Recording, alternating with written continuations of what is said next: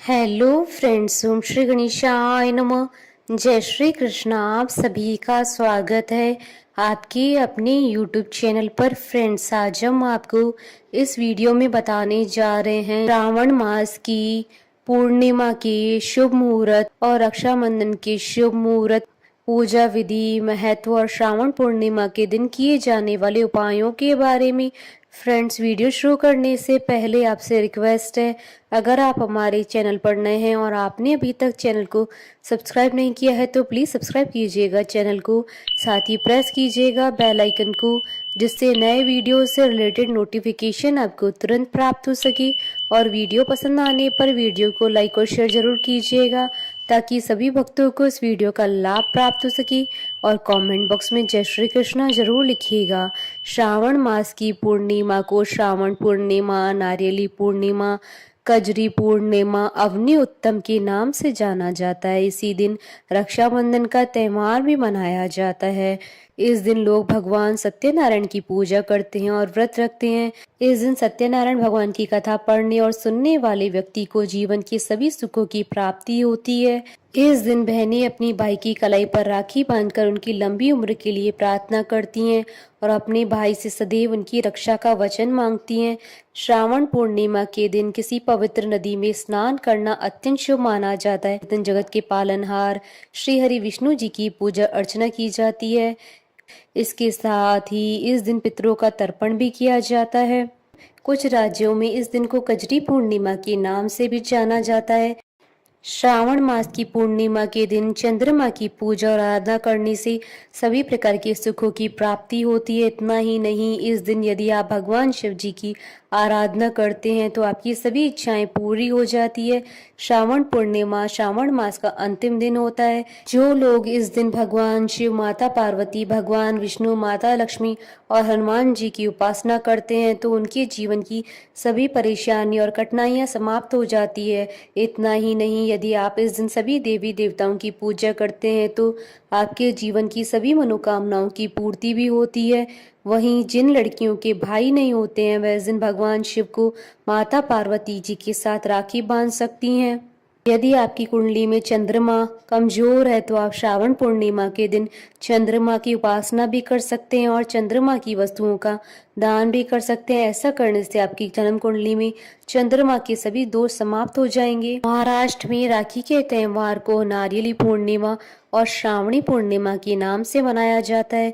इस दिन लोग नदी या समुद्र के तट पर जाकर अपने जनेऊ बदलते हैं और समुद्र की पूजा करते हैं।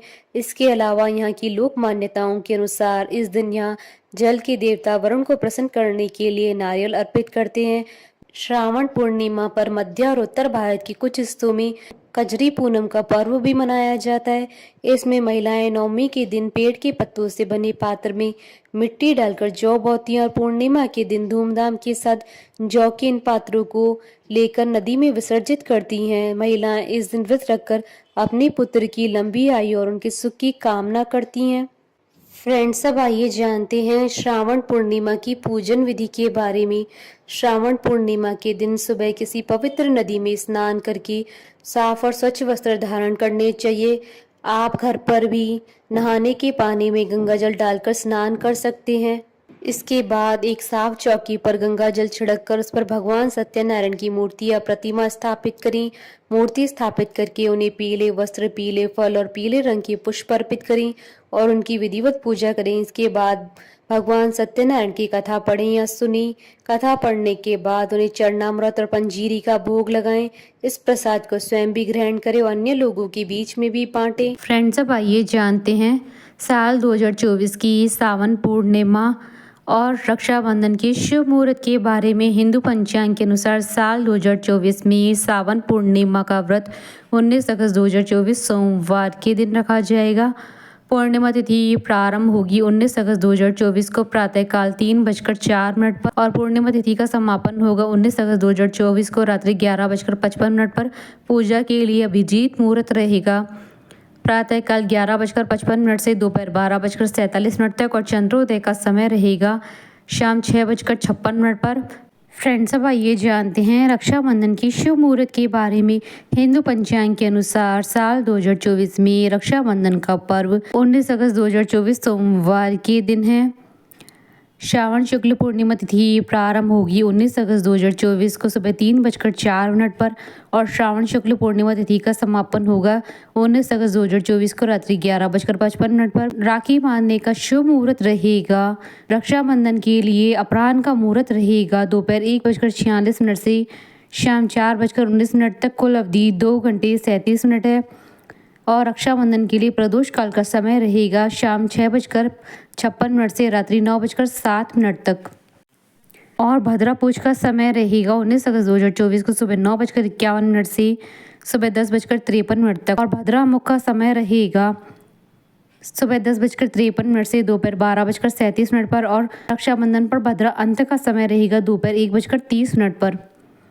इस साल रक्षाबंधन पर सर्वार्थ सिद्धि योग भी बन रहा है। ये योग सुबह 6:08 से आरंभ होकर जो कि 8:10 तक रहेगा। इसके साथ ही ग्रहों के राजा सूर्य अपनी स्वराशि सिंह में विराजमान रहेंगे। इसके साथ ही बुध और शुक्र भी इसी राशि में विराजमान होंगे, जिससे बुधादित्य योग शुक्र आदित्य राजयोग का निर्माण हो रहा है। रक्षाबंधन के दिन अगर भद्रा होती है तो बहनों को उस समय अपने भाई की कलाई पर राखी नहीं बांधनी चाहिए। भद्रा काल में राखी बांधना अशुभ माना जाता है। फ्रेंड्स, अब आइए जानते हैं श्रावण पूर्णिमा के दिन किए जाने वाले उपायों के बारे में। सुख सौभाग्य और धन संपत्ति की प्राप्ति के लिए श्रावणी पूर्णिमा की रात्रि में पीपल के पेड़ के नीचे गाय के शुद्ध घी का दीपक जलाएं। दीपक में एक पीली कौड़ी डालें। भगवान विष्णु और लक्ष्मी जी से सुख समृद्धि की कामना करें। शीघ्र ही धन संकट समाप्त होगा। श्रावण पूर्णिमा के दिन भगवान शिव, विष्णु, महालक्ष्मी और हनुमान जी को राखी भी बांधी जाती है और उनसे अपनी रक्षा के लिए प्रार्थना की जाती है।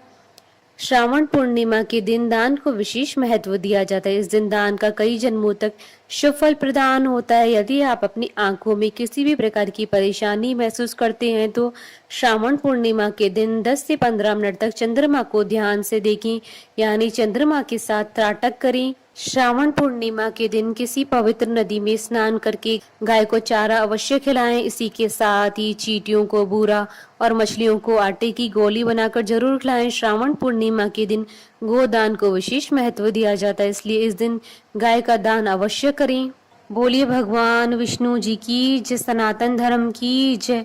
हमारे साथ इस वीडियो में अंत तक बने रहने के लिए आपका धन्यवाद। ओम श्री गणेशाय नमः। जय श्री कृष्णा।